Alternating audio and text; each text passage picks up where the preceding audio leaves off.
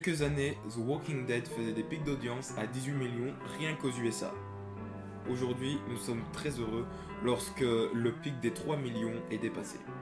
Mais alors, comment on est arrivé? On va voir ça aujourd'hui dans cette vidéo, parce qu'on va surtout se poser la question comment ça se fait que The Walking Dead a si peu d'audience, et est-ce qu'on peut sauver les audiences de The Walking Dead? Si oui, comment et quels sont les problèmes? C'est parti! Du coup, le sommaire de la vidéo, ce sera l'écriture, la communication, le budget, les personnages et enfin, est-ce que c'est possible de sauver les audiences de Walking Dead? Et donc ça c'est notre sommaire pour cette vidéo. Cette vidéo ne sera peut-être pas en une vidéo, en tout cas je vais la tourner d'un coup, mais c'est vrai que ça peut sembler long, donc si je trouve qu'elle est longue, je vais la découper en chaque partie pour une vidéo. Donc une vidéo consacrée à l'écriture, une vidéo consacrée à la communication, etc.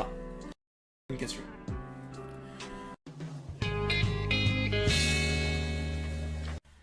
Alors, sont-ils bons ou sont-ils mauvais à la communication? Alors déjà, il y a très peu de communication, hein. Je pense qu'il faut vraiment être un fan extrême, parce que si tu n'es pas un fan extrême de The Walking Dead, es-tu au courant que la saison 10C est actuellement en diffusion aux USA et que chaque semaine l'épisode sort également sur Disney+? Tu le savais pas? Tu savais que Fear the Walking Dead était renouvelé pour une saison 7? Oui, j'ai bien dit 7, pas 4. Tu connais l'existence de The Walking Dead World Beyond? C'est un spin-off sur des adolescents. Tu sais que Rick Grimes, là, il va avoir une trilogie, enfin, peut-être, parce que ça aussi, il nous annonce une trilogie, mais vu comment c'est parti, ça va être un film, et on l'attend, hein, on l'attend. Apparemment, le script n'est pas terminé. Donc déjà, pour que personne ne soit au courant de rien de l'entourage de The Walking Dead, déjà, la communication est horrible. Déjà, elle est nulle, elle est pas faite, mais quand elle est faite, mais en fait, on se dit qu'il vaut mieux pas la faire dans ce cas. Et quand elle est faite, c'est du spoiler à foison pour pouvoir ramener des gens. J'ai plusieurs exemples comme ça. Allez, c'est parti. C'est pas moi, mais les mecs ont quand même annoncé le départ de Rick et de Maggie en saison 9. Maggie, on n'avait pas trop de détails, mais ils avaient quand même dit Rick, il risque de mourir, il risque de se passer ça, il risque de quitter, voilà, comme ça la série, hein, il va s'en aller. On savait même dans quel épisode, hein.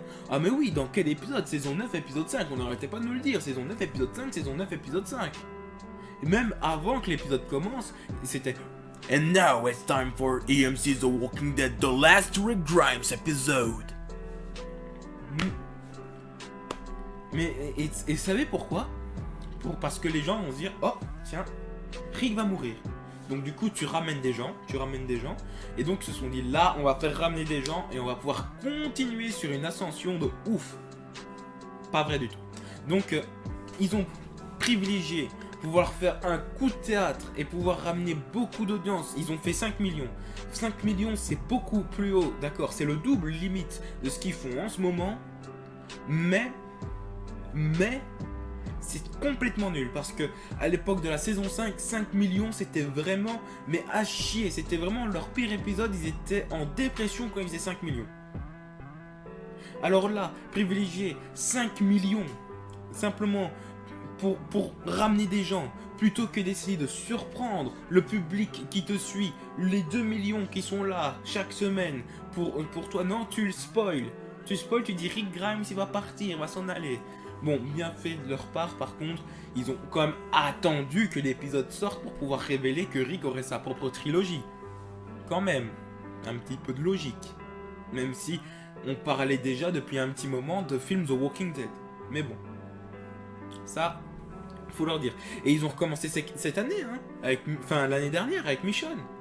Michonne, on savait bien que saison 10, épisode 13, elle se barrait. Enfin, il me semble de base c'était épisode 12. Parce que les gars avaient trouvé que c'était cohérent de mettre une partie de la guerre en épisode 11, et la deuxième partie en épisode 13 et de foutre Michonne au milieu. Incohérent. C'est complètement.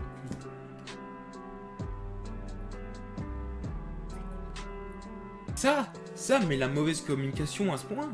C'est pas 2021 qui va rectifier le tir, hein. Ah non, non, non. Que ce soit, on annonce que la saison 11... Enfin non, ça c'était en 2020, pardon.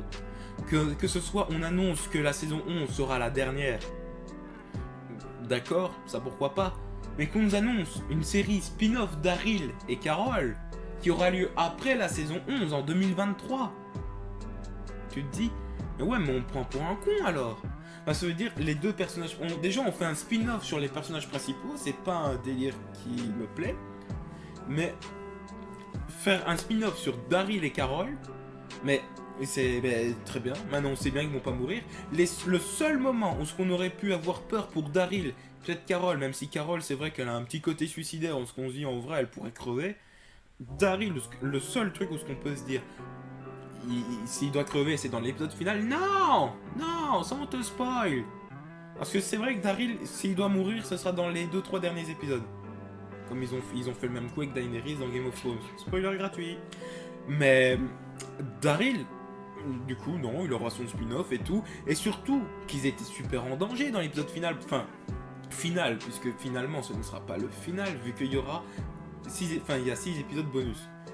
Du coup, l'épisode 16 n'était pas encore sorti. Mais on nous révèle quand même Daryl et Carol auront le spin-off. Et évidemment, dans l'épisode, il y a un épisode climax où ce que Carol est en danger. C'est le personnage le plus en danger. Et on sait bien qu'elle aura sa propre série. Donc, il n'y a pas de stress. Il y a pas...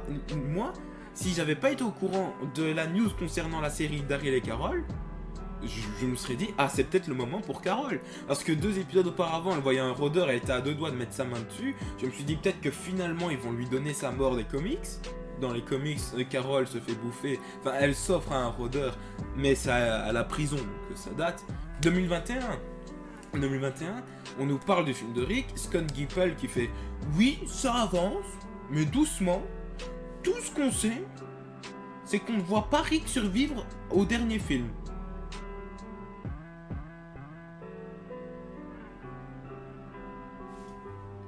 Mais spoil-moi la trilogie. Mais envoie-moi le script par PDF. Je sais pas, ça va plus vite. Mais je ne vois pas Rick survivre à la trilogie. C'est ça son communiqué. Je ne vois pas Rick survivre au film. C'est toi qui le réalise. Mais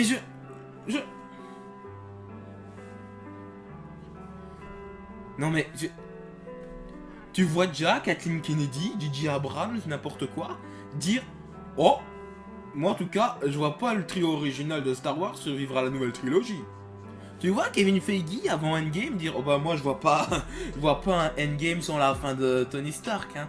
Ah non, non, moi je le vois bien claquer des doigts même, je dirais. Non, il y a que eux pour dire ça. » Et c'est vrai que ça semble logique que Rick meure à la fin, que ça semble probable. Mais il y a une différence entre théoriser de notre coin et nous dire ouais c'est probable, en même temps il y a une chance que non. Et nous dire ouais je suis clairement celui qui est en train d'écrire le truc et donc je me demande si je devrais le killer à la fin, ouais il y a moyen que j'écrive ça, ouais.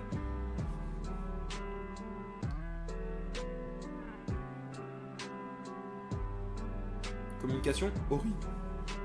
Je pense qu'on est... Non, mais non, il n'y a jamais assez. Mais la communication, c'est le pire point, c'est le plus gros point. On n'a pas terminé avec la communication. Les acteurs qui mentent, enfin qui... Ouais, on s'en fout, c'est pas bien de mentir. Dans le sens où ils arrêtent pas de nous raconter des couilles. Ça fait... On est à quelle saison? On est à la saison 10. Bon, l'épisode 16 était censé être le final. Ça fait 10 ans... Enfin 10 ans, moi ça fait pas 10 ans que je regarde la série, mais bon, je vais dire ça comme ça. Ça fait 10 saisons qu'on nous dit, là, le season final, ce sera le plus grand season final du monde. Alors oui, la saison 1 c'était bien, la saison 2 c'est vrai qu'il était ouf. La saison 3 il était pas terrible. Saison 4 il me semble qu'il était vraiment pas mal. Le 5 c'était pas dégueulasse. Le 6 c'était le meilleur, c'est le meilleur cliffhanger je pense de l'histoire des séries pour moi. Mais bon, dire comme ça ce sera le meilleur, etc. Donc on te dit ce sera le meilleur truc. Tu mets tes attentes haut. Évidemment, après, t'es super déçu parce que c'est de la merde. Norman Reedus qui va comparer la guerre contre les chuchoteurs à un épisode de Game of Thrones, à une bataille de Game of Thrones. Alors, je suis pas un grand fan de Game of Thrones. J'ai regardé toutes les saisons cependant. J'ai regardé toutes les saisons. Je peux te dire que ça n'arrive pas à la cheville. Ce n'est pas un quart de la bataille d'une bataille de Game of Thrones. Je parle même pas d'une guerre, je parle d'une petite bataille. D'ailleurs, transition toute trouvée, essayez de faire... Pouvons-nous sauver les audiences? À vous de me le dire dans les commentaires. Voilà, je vous incite vraiment à me le dire, parce que c'est quelque chose que j'ai envie de savoir. Dites-moi quoi dans les commentaires, si vous êtes d'accord avec moi, si vous avez des reproches à me dire, que ce soit sur The Walking Dead ou autre. Si je n'ai pas parlé de tout, évidemment, comme j'ai dit, je peux pas parler de tout, que ce soit dans les budgets, l'écriture, etc. Voilà, si au contraire vous trouvez que le budget est suffisant, si vous trouvez que le budget est bon, si vous trouvez que les CGI sont corrects, voilà, ne sait-on jamais. Mets un like si t'aimes la vidéo et mets un dislike si tu l'aimes pas.